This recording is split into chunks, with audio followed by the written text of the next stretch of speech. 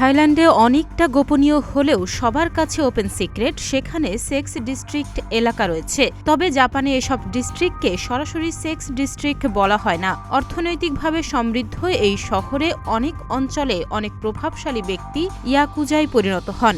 Yakuza অনেকটা মাফিয়ার মতো। তাদের আয়ের একটি বড় উৎস হোস্ট ক্লাব। ইয়াকুজাদের হোস্ট ক্লাবের সঙ্গে রয়েছে গেইশাদের মতো লাস্যময়ী নারী নিয়ন্ত্রণ। কিন্তু সম্প্রতি টোকিওও যেন খেই হারিয়ে ফেলেছে। অর্থনীতির প্রাণকেন্দ্র এই শহরটি এখন যৌন পর্যটনের নতুন কেন্দ্রে পরিণত হচ্ছে। তরুণদের নিয়ে কাজ করা প্রতিষ্ঠান লিয়াজো কাউন্সিল প্রোটেক্টিং ইউথের মহাসচিব ইয়োশিদে তানাকা সংবাদ মাধ্যম দ্য স্টারকে বলেছেন, জাপান গরিব দেশে পরিণত হয়েছে।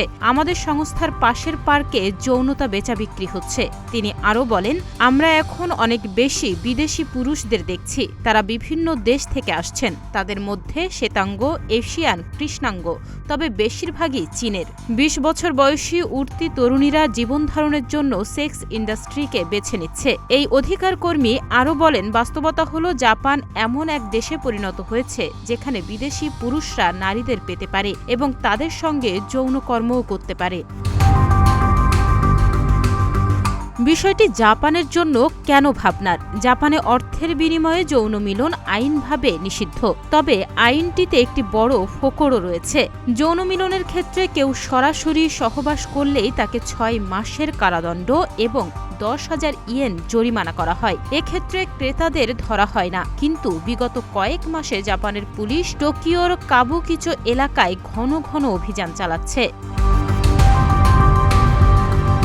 জাপানের হোস্ট ক্লাবগুলো সচরাচর নারী কিংবা পুরুষ কর্মীদের নিয়ে কাজ করে। এগুলো মদের বার। জাপানে অনেকে সরাসরি পতিতালয়ে না গিয়ে হোস্ট ক্লাবে কোনো নারীর সঙ্গে সময় কাটাতে পারেন। হোস্ট ক্লাবে যে নারী সবচেয়ে বেশি ক্রেতা আকর্ষণ করে, বেশি মদ বিক্রি করতে পারে, তাকে দেয়া হয় বাড়তি বকশিশও। এছাড়া অভিজাতদের জন্য গেইশা রয়েছে।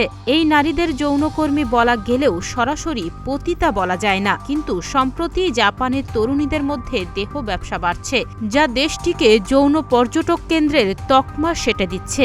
লিয়াসন কাউন্সিল প্রোটেক্টিং ইউথ নামক সংস্থার পরিচালক ইয়োশিহিদে তাকাডা জানান, চীনাদের আগমন বাড়তে শুরু করেছে। করোনার পর ভ্রমণ নিষেধাজ্ঞা শিথিল করার পর তারা এই পর্যটক কেন্দ্রগুলোতে ভিড় বাড়িয়েছে।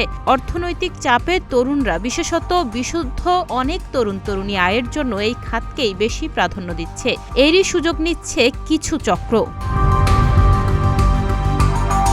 জাপানের এসব পর্যটন কেন্দ্রের মধ্যে রয়েছে ওকুবো পার্ক। যৌন নিপীড়নের শিকার মানুষদের নিয়ে কাজ করা সংগঠন পাপসের মুখপাত্র কাজুনা কানাজিরি জানান, ওকুবো পার্কে সচরাচর মানুষ যৌন বিনোদনের জন্যই ভিড় করে। এখানে অনেক মানুষই থাকে যারা সরাসরি অপরাধের সঙ্গে যুক্ত। তরুণীদের অনেকেই কিছু চক্রের হাতে পড়ে নিপীড়নের শিকারও হন। জাপানের মেট্রোপলিটন পুলিশের মতে, সড়কে দেহ ব্যবসা করার জন্য অন্তত ৪৩% নারীকে গ্রেপ্তার করা হয়েছে। গ্রেপ্তারের পর তারা জানায়, ওকুবো পার্কের হোস্ট ক্লাব এবং আন্ডারগ্রাউন্ডের পুরুষ আইডলরা তাদের এ কাজে বাধ্য করে। এক্ষেত্রে ১৯ এবং ২০ বছর বয়সী তরুণীর সংখ্যাই বেশি। টোকিওর কাবুকিচো এলাকায় অন্তত ২৪০ থেকে ২৬০টি হোস্ট ক্লাব রয়েছে। প্রতি ক্লাবে এক সেশনের জন্য ২০,০০০ ইয়েন গুনতে হয়। যৌনকর্মীদের হোস্ট ক্লাবে কোটা সুবিধা দেয়া হয় যাতে তারা দিনের আয় দিনে পায়।